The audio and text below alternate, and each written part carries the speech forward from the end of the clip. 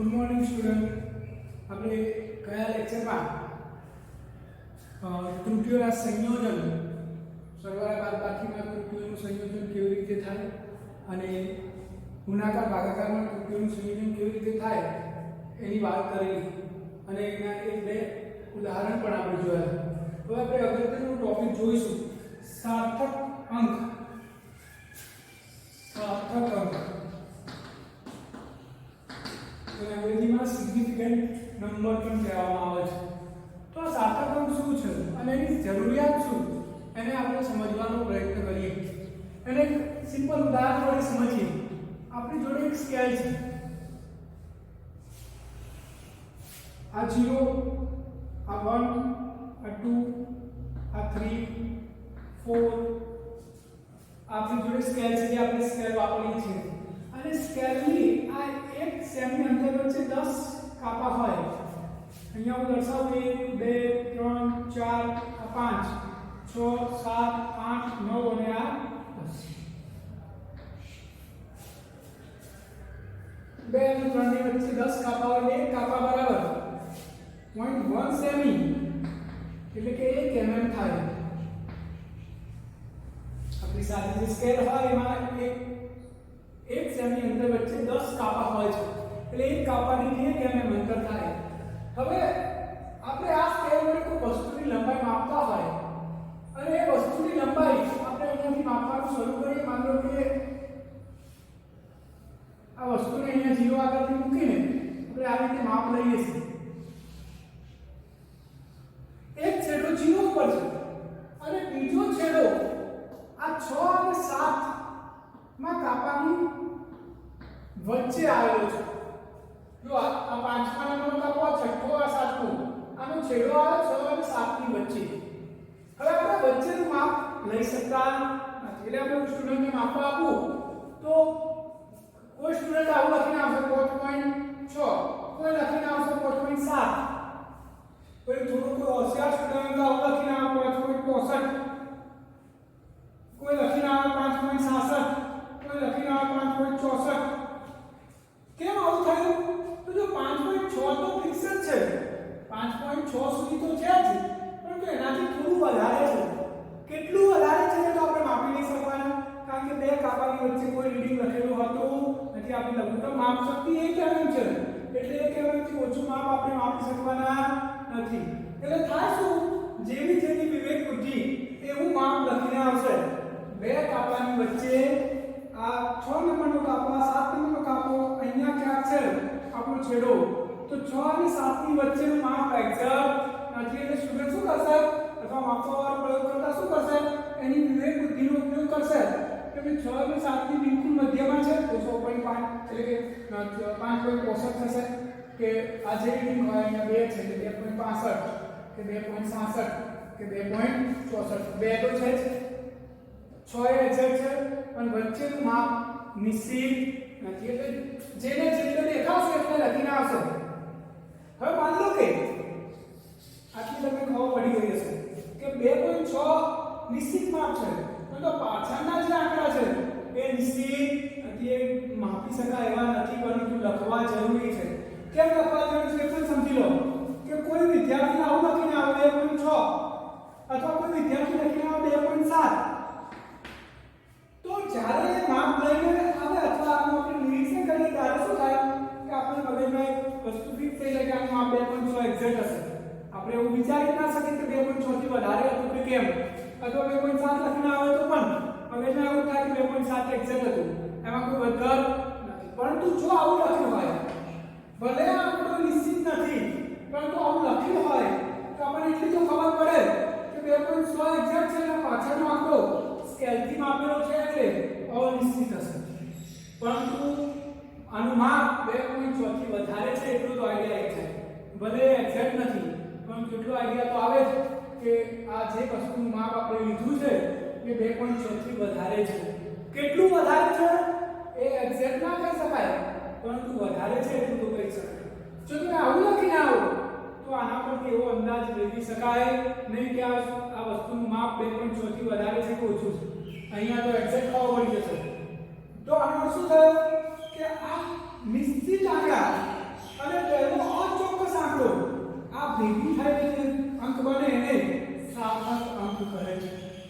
એટલે કે આંકડો નિશ્ચિત નહીં પણ લખવો જરૂરી છે. ના લખેલો હોય તો શું થાય? આપણને ખબર ના પડે વસ્તુનું માપ વધારે છે કે ઓછું. અહીંયા લખ્યો છે એટલે આપણને ખબર પડે છે કે આ જે પણ વસ્તુ છે એની લંબાઈ 2.6 થી થોડી વધારે છે. તો નિશ્ચિત ના હોય પરંતુ જરૂરી હોય એવા આંકડાને આપણે સાર્થક અંક કહી શકીએ છીએ. તો સાર્થક સંખ્યામાં કુલ કેટલા આંકડા આવે? તો નિશ્ચિત જે આંકડા હોય બધા અને પહેલો પણ નિશ્ચિત આંકડો, આને શું કહેવાય? સાર્થક સંખ્યા અથવા સાર્થક અંક કહે છે. એટલે આપણે સ્કેલ લીધી, આપણે વર્નિયર કેલિપર્સ વાપર્યું હતું, આમાં આવી રીતે થાય.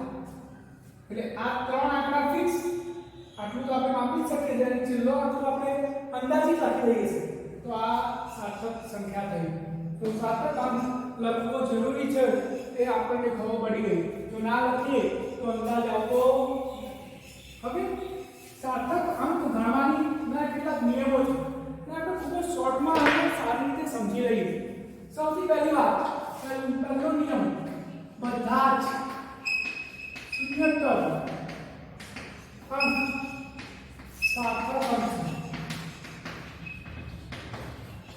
પહેલો નિયમ છે, જેટલા બી શૂન્યતર અંકો હોય એ બધા જ સાર્થક અંક છે. એટલે કે કહેવાનો મતલબ અહીંયા દાખલા તરીકે 1 3 5 6 આ એક સંખ્યા લખી 1356, તો આમાં સાર્થક અંકની સંખ્યા કેટલી?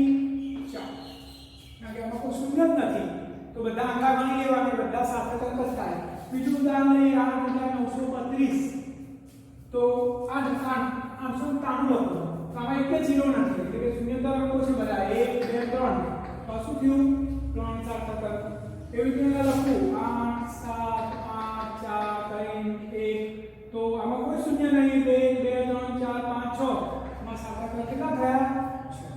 તો જો શૂન્ય ના હોય સંખ્યામાં તો જેટલા આંકડાઓ બધા ગણી લેવાના આપણી એ આપણા સાર્થક અંક થશે. આ પહેલો નિયમ. બીજો નિયમ, બે શૂન્યતર અંકની વચ્ચે બધા જ અંક સાર્થક અંક. દાખલા તરીકે આનો શું થાય? દાખલા તરીકે 32,001. તો જો આ બે પહેલો અને છેલ્લો શૂન્યતર અંક છે કે શૂન્ય નથી તો પછી બધા આંકડા ગણી લેવાના. 1 2 3 4 5. સાર્થક અંક કેટલા થયા? 5. મતલબ કે આવું થાય 1 0 0 0 0 8. તો જો પહેલો આંકડો શૂન્ય નહીં, છેલ્લો આંકડો શૂન્ય નહીં તો બધા આંકડા ગણી લેવાના. 1 2 3 4 5 6 7 8. આમાં સાર્થક અંક કેટલા થાય? 8. બીજું ઉદાહરણ લઈએ 3 0 2. તો પહેલો આંકડો શૂન્ય નહીં, છેલ્લો આંકડો શૂન્ય નહીં તો બધી સંખ્યા ગણી લેવાની. 1 2 3. એ સાર્થક અંક કેટલા થશે? 3. તો આ બીજો નિયમ થયો કે શૂન્યતર અંકની વચ્ચે બધા જ અંક સાર્થક અંક છે. પહેલો અને છેલ્લો આંકડો જો શૂન્ય ના હોય તો બધા આંકને સાર્થક અંકમાં ગણી શકીએ છીએ. ત્રીજો નિયમ, જો સંખ્યા 1 થી નાની હોય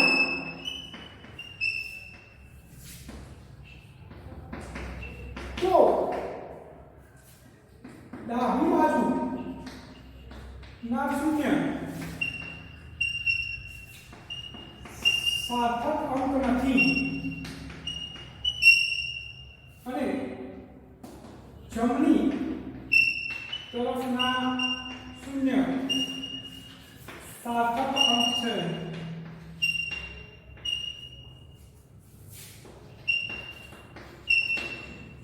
જો સંખ્યા 1 થી નાની હોય એટલે 1 થી નાની ને 0 પોઈન્ટ કહેવાય. આવી સંખ્યામાં ડાબી બાજુના શૂન્યોને સાર્થક અંકમાં ગણવામાં આવતા નથી પરંતુ જમણી બાજુના શૂન્ય સાર્થક અંકમાં ગણાય છે. એટલે કે આનું ઉદાહરણ આપણે જોઈએ.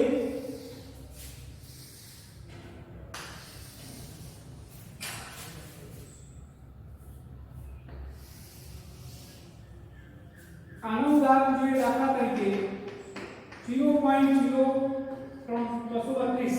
આ એક સંખ્યા છે. તો જો આ 1 થી નાની સંખ્યા થઈ તો ડાબી બાજુ કરીએ આ બાજુના બે શૂન્ય ગણાય નહીં. તો જવાબ શું થશે? આનો સાર્થક અંક 3. ત્રીજું ઉદાહરણ લઈએ 0.0000820 તો જો આ એકથી નાની સંખ્યા છે એટલે આ ડાબી બાજુના 1 2 3 4 શૂન્ય ગણાય નહીં પરંતુ જમણી બાજુના ગણવો પડે એટલે આ 1 2 અને 3 તો અમારી સાથે કેટલા થશે તો તમને આ નિયમમાં ખબર પડી ગઈ છે આ નિયમને હજુ આપણે થોડો પાછળ ડિટેલમાં સમજીશું અત્યારે હાલ તમે આ યાદ રાખો કે એકથી નાની સંખ્યાઓ ડાબી બાજુના શૂન્ય સાથે ક્રમમાં ગણવાના નથી અને જમણી બાજુના ગણવાના છે બીજું જો દશાંશ ચિહ્ન વગરની સંખ્યા હોય આ કયો નિયમ દશાંશ ચિહ્ન વગરની સંખ્યા માટે જમણી તરફના શૂન્ય સાર્થક અંક નથી આનું ઉદાહરણ આપણે જોઈએ બતાવીશું જો આપણે દશાંશ ચિહ્ન નથી એટલે જમણી બાજુના શૂન્ય ગણાય નહીં તો અહીંયા સાર્થક કેટલા થયા 2 આવું હોય 5 થયા તો આમાં દશાંશ ચિહ્ન નથી એટલે શૂન્ય ના ગણાય શૂન્ય આવશે સાર્થક અંક કેટલા 1 જ તો આ બેઝિક 4 નિયમો તમારે યાદ રાખવાના છે એટલે બધી જ અમારે સાર્થક અંકમાં ગણતરીમાં ખબર પડી જશે અમારે થોડું ડિટેલમાં આપણે જોવાનું છે આ નિયમને ખાસ પરંતુ પહેલા તમારે આ 4 બેઝિક નિયમો ખબર હોવા જોઈએ શૂન્ય ના આવતો હોય સંખ્યામાં કોઈ જગ્યાએ એટલે કે શૂન્યતર અંક બધા જ સાર્થક અંક છે એમાં તો કશું વિચારવાનું નહીં ગણી લેવાના બધા આંકડા આપણે જે પહેલો નિયમ જોયો હવે આમાં ક્યાંય શૂન્ય નહીં તો બધા આંકડા સાર્થક અંક તો આમાં શૂન્ય નહીં તો 3 આંકડા સાર્થક અંક આમાં શૂન્ય નહીં તો 6 આંકડા સાર્થક અંક થશે બીજો નિયમ આપણે જોયો કે શૂન્યતર અંક વચ્ચે બધા જ અંક સાર્થક અંક છે એટલે પહેલો અને છેલ્લો આંકડો શૂન્ય ના હોય તો બધા આંકડા સાર્થક અંક ગણાય તો પહેલો આંકડો અને છેલ્લો આંકડો શૂન્ય નહીં તો બધા આંકડા ગણી લેવાના આપણો બીજો નિયમ થયો ત્રીજો નિયમ જો સંખ્યા એકથી નાની હોય એટલે શૂન્ય પોઈન્ટથી શરૂ થતી હોય તો ડાબી બાજુના શૂન્ય સાર્થક અંક ગણાય અને જમણી બાજુના અંક સાર્થક અંક ગણાય એટલે જો અહીંયા 0.0232 તો આ એકથી નાની સંખ્યા છે એટલે ડાબી બાજુના બે શૂન્ય ના ગણાય તો આંકડા કેટલા થાય 2 ને 3 કેવી રીતે અહીંયા જુઓ આ એકથી નાની સંખ્યા છે તો ડાબી બાજુના 4 શૂન્ય ના ગણાય જમણી બાજુનું ગણવું પડે તો આ 1 2 ને 3 અને છેલ્લો નિયમ દશાંશ ચિહ્ન વગરની સંખ્યા હોય તેમાં દશાંશ ચિહ્ન ના હોય તો જમણી બાજુના શૂન્ય ગણાય એટલે આ 3 શૂન્ય ગણી શકાય એટલે આમાં 2 શૂન્ય ના ગણાય તો 2 જ આંકડા થાય આમાં એક જ આંકડો થયો તો આ 4 બેઝિક નિયમો છે સંખ્યામાં સાર્થક અંક કેવી રીતે નક્કી કરી શકાય તો તમને આથી ખબર પડી ગઈ હશે તમે ઉદાહરણ સાથે લખવું હોય તો કપડામાં કોર્સ કરીને લખી લેજો જેથી કરીને તમારા પાછળ કામમાં આવે હવે આમાં કેટલીક બાબતો આપણે સમજવાની છે એ પણ આપણે જોડે સમજી લઈએ તમે આ ખાસ યાદ રાખજો કે દશાંશ ચિહ્નવાળી સંખ્યામાં જમણી બાજુના શૂન્ય ગણાય ડાબી બાજુના ના ગણાય અને અહીંયા શું લખ્યું છે કે દશાંશ ચિહ્ન વગરની સંખ્યામાં પાછળના શૂન્ય સાર્થક અંક ગણાતા નથી આ આપણે ક્લિયર કરવાનું છે અને આપણે એને સમજી લઈએ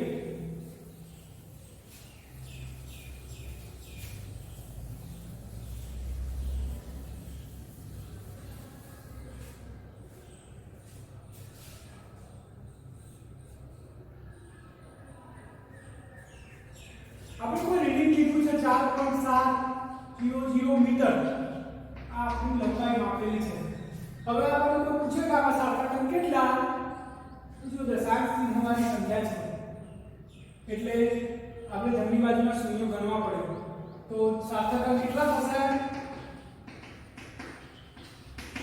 4 તો સમજી લો આપણે જે 4 નિયમ ભણે એમાં એક નિયમ છે જે છેલ્લો ભણે દશાંશ ચિહ્નવાળી સંખ્યામાં જમણી બાજુના શૂન્ય ગણવા પડે તો આપણે ગણી લીધા 4 સાર્થક અંક થયા હવે આ એકદમ ને હું બદલું કે ભાઈ આ લંબાઈ મીટરમાં છે એટલે હું સેન્ટીમીટરમાં લખું તો સેન્ટીમીટરમાં કેટલું થશે મીટર સેન્ટીમીટરમાં 10 ની ઘાત વડે ગુણવું પડે એટલે 100 વડે ગુણવું પડે તો 470.0 સેમી થાય કોઈને ઘણાને એવું થાય કે કોઈ પછી 0 લખવાનું શું મતલબ આપણે વ્યવહારિક જીવનમાં 5.70 લખો કે 5.7 લખો તે સમાન જ છે તમે કેલ્ક્યુલેટરમાં 5.70 લખી પછી કોઈ ઓપરેટર દબાવશો તો શૂન્ય ઓટોમેટિક જતું રહેશે પરંતુ આપણે જે લખ્યું છે કેમ લખ્યો તો આનો અર્થ શું થાય કે આપણે જે સાધન વડે આની લંબાઈ માપી છે એની લઘુત્તમ માપ શક્તિ 3 પોઈન્ટ સુધી છે.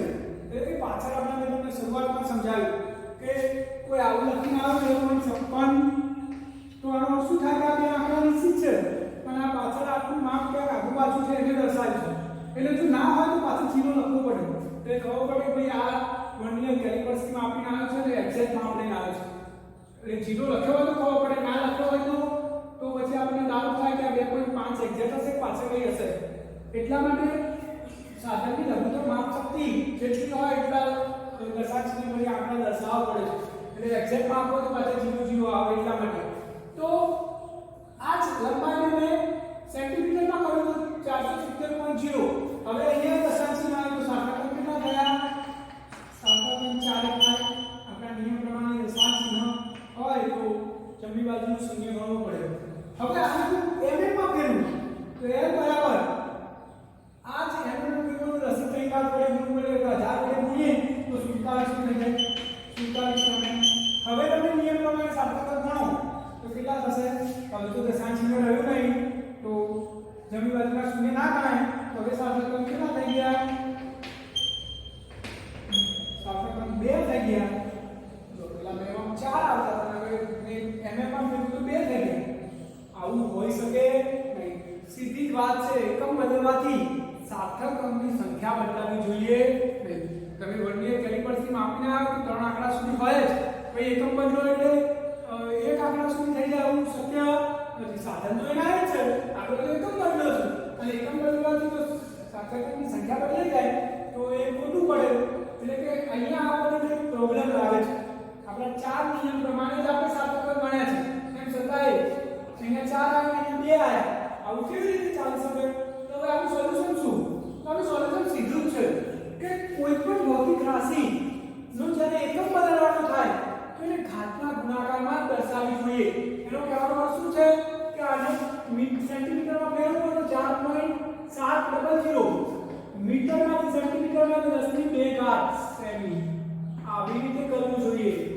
અને આ ઘાત સાર્થક અંકમાં આવતી એટલે હવે તમે સાર્થક અંક મળો કેટલા થશે? 4 થશે. અને હું હવે શું કરું તો 4.7 ગુણ્યા 10⁻³ mm. તો અહીંયા સાર્થક અંક 4 જ થયા.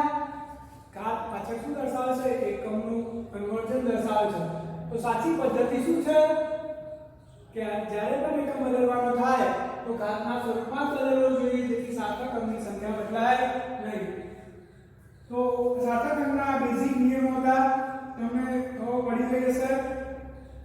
તો હવે યાદ રાખવાનું પેલા 4 બેઝિક નિયમો જ યાદ રાખવાના. જો આ પદ્ધતિ ના વાપરેલી હોય તો આપણે સાર્થક અંકમાં ફેરફાર કરી શકીએ નહીં. એટલું ખાસ યાદ રાખવાનું 4 નિયમો અને આ વધારાનું. હવે આપણે આગળ આ સાર્થક અંકની ગાણિતિક પ્રક્રિયામાં શું નિયમો વપરાય છે જોઈએ. જ્યારે ગુણાકાર બે ભૌતિક રાશિનો ગુણાકાર ભાગાકાર કરવામાં આવે ત્યારે કેટલા સાર્થક અંક ગણવાના? કે આપણે કોઈ બે અવલોકનો લઈએ, માની લો કે હું લંબાઈ l બરાબર 3.23 સેમી અને પહોળાઈ બરાબર 4.5 સેમી. હવે મારે ક્ષેત્રફળ શોધવાનું થાય તો આમાં આ બે અંક નિશ્ચિત છે અને આ અનિશ્ચિત છે. એવી રીતે આમાં આ સાર્થક અંક એટલે કે આ 4 નિશ્ચિત છે અને આ અનિશ્ચિત છે. તો આવા કિસ્સામાં જ્યારે આપણે ભૌતિક રાશિનો ગુણાકાર થાય એટલે ક્ષેત્રફળ શોધીએ l = b તો આ જે અનિશ્ચિત સંખ્યાના ગુણાકાર થશે એટલે અનિશ્ચિતતા વધી જશે. પરિણામ શું આવશે? 3.3 ગુણ્યા 4.5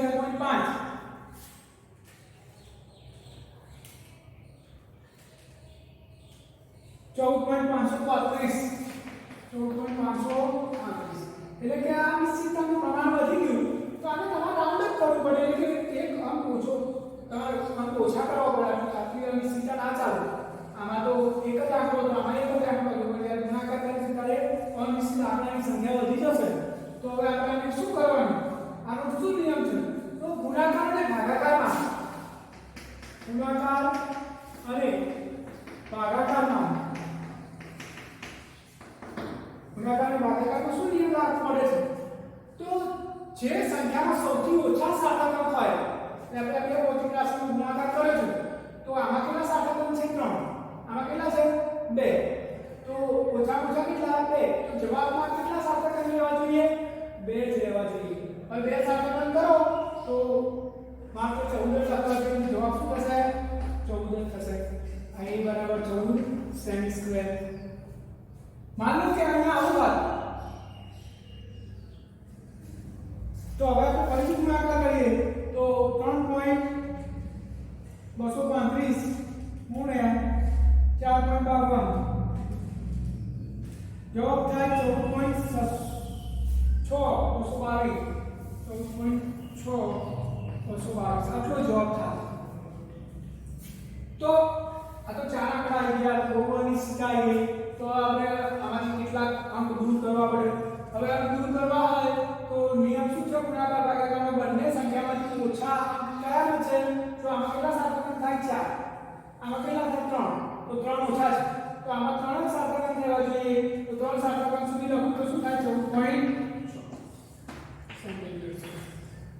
તો ગુણાકાર ભાગાકારનો નિયમ ખૂબ જ સરળ છે ગમે તે ભૌતિક રાશિનો ગુણાકાર કરતા હોય માનો કે ભાગ કરતો હોય 10.23 ગુણ્યા 5.535 ગુણ્યા 6.23 આ ત્રણ ભૌતિક રાશિનો ગુણાકાર કરું છું તો જો પહેલામાં સાતક અંકની સંખ્યા 4 છે આમાં રાખીએ 10.2 રાખીએ આમાં સાતક અંકની સંખ્યા 3 આમાં 3 આમાં 4 જોડે એના કરતા એક કરી દઈએ આપણે 1.2 કરી દઈએ તો સાતક અંકની સંખ્યા થશે 2 આપણે જોડે ત્રણ ભૌતિક રાશિઓ છે 1.2 5.53 6.232 આ ત્રણનો ગુણાકાર કરવો છે આપણે ત્રણ ભૌતિક રાશિનો ગુણાકાર કરીએ 1.2 ગુણ્યા 5.53 ગુણ્યા 6.232 તો જવાબ આવે છે 41.3555 52 આટલા બધા આંકડા સુધી લખી શકાય તેના ગુણાકારને તો પછી આપણે રાઉન્ડ અપ કરવું પડે તો જુઓ ત્રણેયમાંથી સૌથી ઓછા સાતક અંક કેટલા છે 2 તો 2 સાતક અંક સુધી રાઉન્ડ અપ કરવાનું એટલે 2 સાતક અંક 41 થાય તો આપણે 41 જ લખવાનું તો આ ગુણાકાર ભાગાકારનો નિયમ છે તમને ખબર પડી ગઈ હશે કે ગુણાકાર ભાગાકારનો શું નિયમ લાગુ પડે છે ફોર એક્ઝામ્પલ બીજું ઉદાહરણ લઈએ આપણે એટલે તમને ભાગાકારનું ઉદાહરણ લઈને તમને ખબર પડી જશે કે આપણી જોડે દર છે આપણે દર આપી છે દરની કિંમત છે 4.237 ગ્રામ અને કદ આપેલું છે 2.51 સેમી આ બે માપ છે કોઈ ગંધા શોધવાનું કીધું આપણને તો ગંધા બરાબર દર ભાગ્યા કદ થાય દર કેટલું 4.237 ભાગ્યા કદ કેટલું 2.51 4.237 ભાગ્યા 2.51 તો જવાબ થશે 16.68 પાછળ આંકડા છે ઘણા બધા આપણે લખવાની જરૂર નહીં આ જવાબ આવ્યો ગ્રામ પ્રતિ સેમી ક્યુબ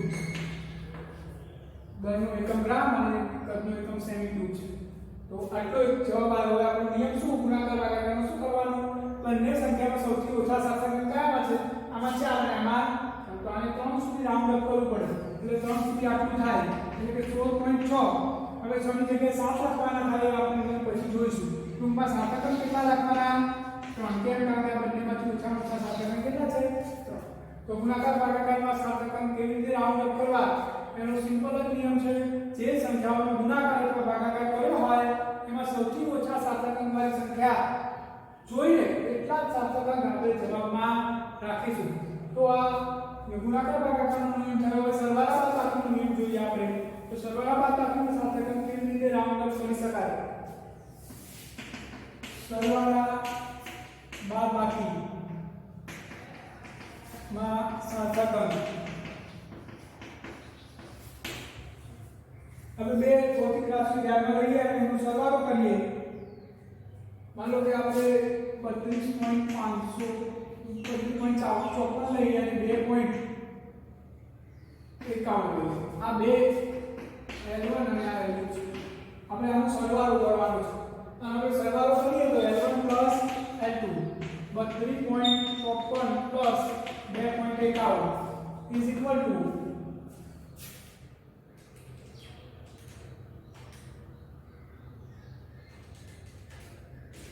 जवाब થશે 35.05 આ જવાબ થયો. તો હવે આને કેટલા સુધી રાઉન્ડ અપ કરવાનું? તો સરવાળા બાદબાકીમાં જે બે મૂળ પરિણામ અથવા જે બે ભૌતિક રાશિઓમાં દશાંશ ચિહ્ન પછી કેટલા સાચા અંક છે? જો દશાંશ ચિહ્ન પછી આમાં બે, દશાંશ ચિહ્ન પછી આમાં બે છે, તો આમાં દશાંશ ચિહ્ન પછી બે જ રહેવા જોઈએ. દશાંશ ચિહ્ન પછી બે થઈ ગયા તો આપણો જવાબ આમ રહેશે. मान लो कि आपका आम है 2.5 જ હોય એટલે કે 2.5 જ હોય તો જવાબ શું આવે?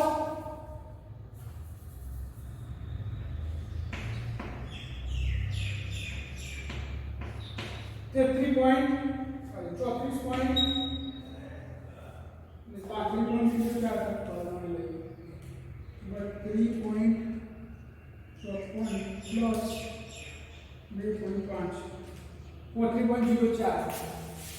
આ જવાબ થાય 3.04.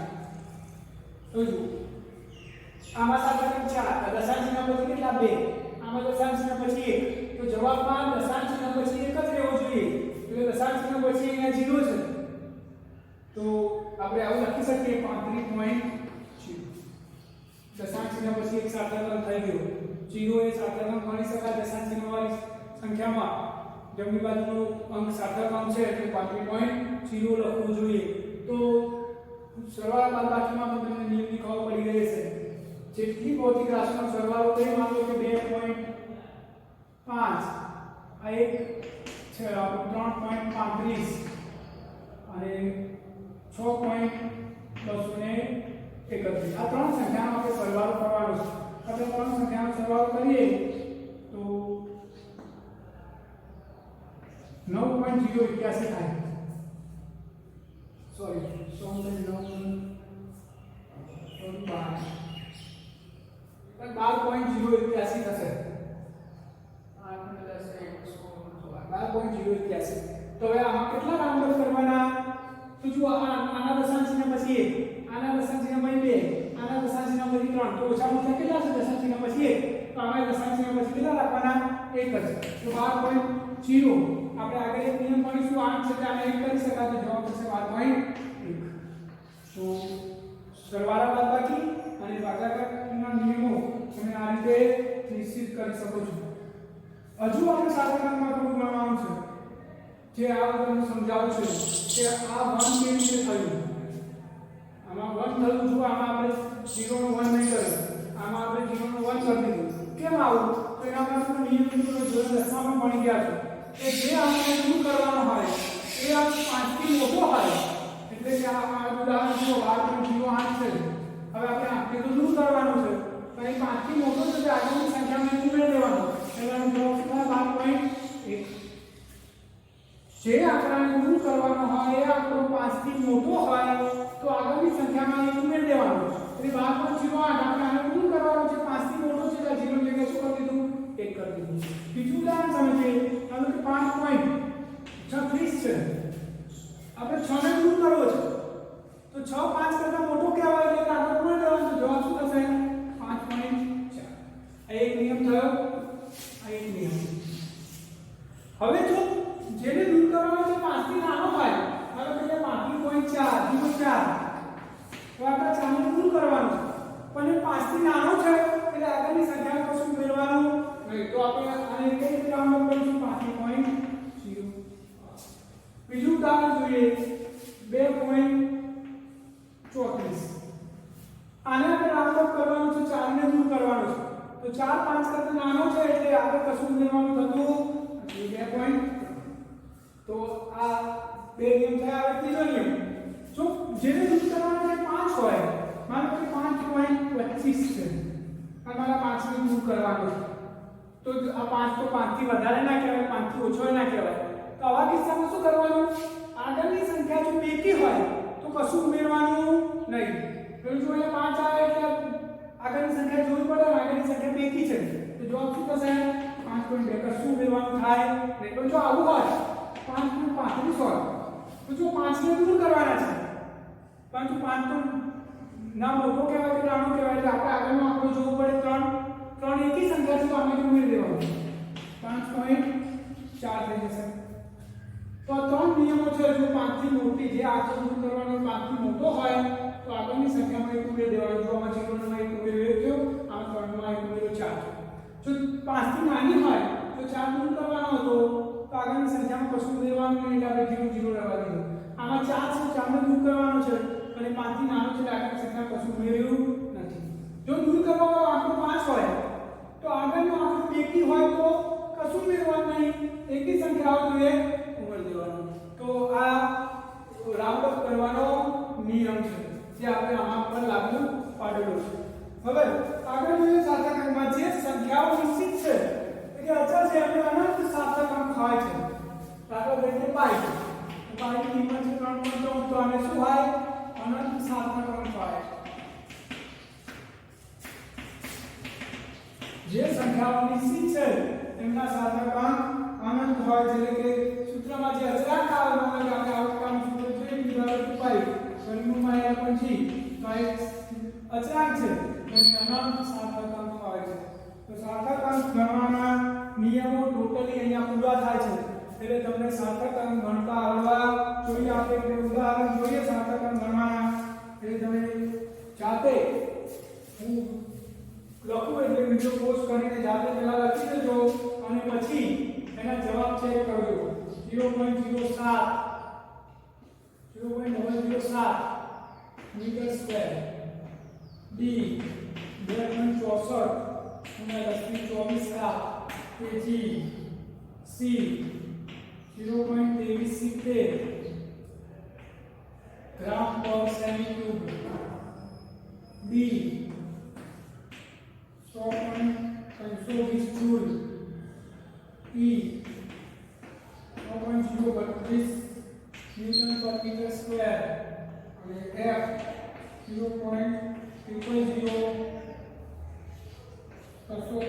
Metre square. આટલી સંખ્યાઓ આપેલી છે. આના સાર્થક અંક નક્કી કરવાના છે. કઈ સંખ્યામાં કેટલા સાર્થક અંક છે તો તમે વિડિયો પોઝ કરીને પહેલા ચોપડામાં લખી જુઓ, પછી હું જવાબ લખું છું અહીંયા તમે ચેક કરી લો તમારે કેટલા સાચા પડે અને કયો નિયમ લાગુ પડશે પર આપણે જોઈશું અહીંયા. તો તમે વિડિયો પોઝ કરીને લખી દીધું હશે. હવે આપણે જવાબ જોઈ લઈએ. જો પહેલામાં 1 થી નાની સંખ્યા છે એટલે ડાબી બાજુમાં શૂન્ય ગણાય નહીં, તો સાર્થક અંકની સંખ્યા કેટલી થશે? સાર્થક અંક 1 જ થશે. બીજું જો આ ઘાતાંક આપણે ગણતા નથી, આ જ ગણવાનું તો બધા જ શૂન્ય કરવાનું છે એટલે બધા જ ગણી જશે. 1 2 અને 3 તમારા સાર્થક અંક કેટલા? 3. આ 1 થી નાની સંખ્યા એટલે ડાબી બાજુમાં શૂન્ય ના ગણાય પરંતુ જમણી બાજુમાં ગણાય. દશાંશ ચિહ્નવાળી સંખ્યા છે 1 2 3 અને 4 સાર્થક અંક થશે. આમાં અહીંયા જુઓ આપણે દશાંશ ચિહ્નવાળી સંખ્યા ડાબી બાજુમાં શૂન્ય ના ગણાય પણ જમણી બાજુમાં ગણાય. ડાબી બાજુ છે કે જમણી બાજુ છે તો 1 2 3 અને 4 આમાં સાર્થક અંક 4 થશે. આમાં આ દશાંશ ચિહ્નવાળી સંખ્યા જો પહેલો ને છેલ્લો આંકડો શૂન્ય નહીં તો બધા આંકડા સાર્થક અંક થશે. હવે 1 2 3 અને 4 એવી જ રીતે અહીંયા 1 થી નાની સંખ્યા ડાબી બાજુમાં શૂન્ય ના ગણાય તો 1 2 અને 3 સાર્થક અંક છે. તો તમે જાતે ચેક કરી લો તમારે કેટલા સાચા પડે અને કેટલા ખોટા છે. તો આ સાર્થક અંક ગણવાના નિયમો છે, સરળ છે. વિડિયોને શાંતિથી તમે જોશો તો તમને ખબર પડી જશે. જો કોઈને એમ થાય બુક લઈને બેઠું હોય તો આ બુકનું ઉદાહરણ છે સ્વાધ્યાયનો દાખલો છે લગભગ સ્વાધ્યાયનો દાખલા નંબર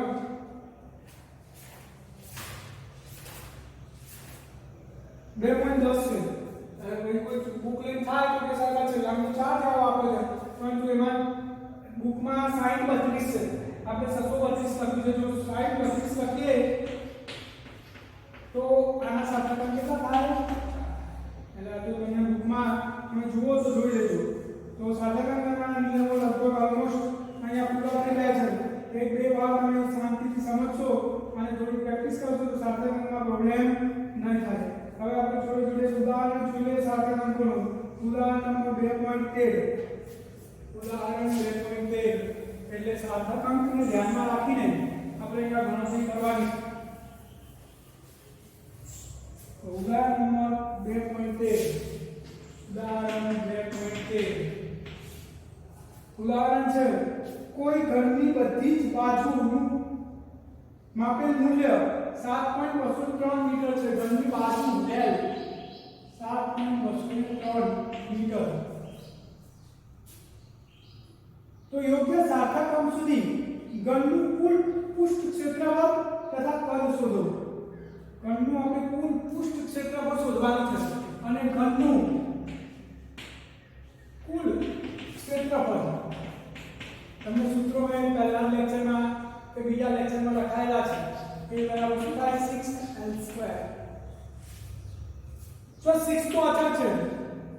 l આ l² છે તો તમે l ગુણ્યા l લખી શકો. એટલે બે ભૌતિક રાશિનો ગુણાકાર થયો 6 ગુણ્યા 7.203 ગુણ્યા 7.203 જવાબ થશે 311.29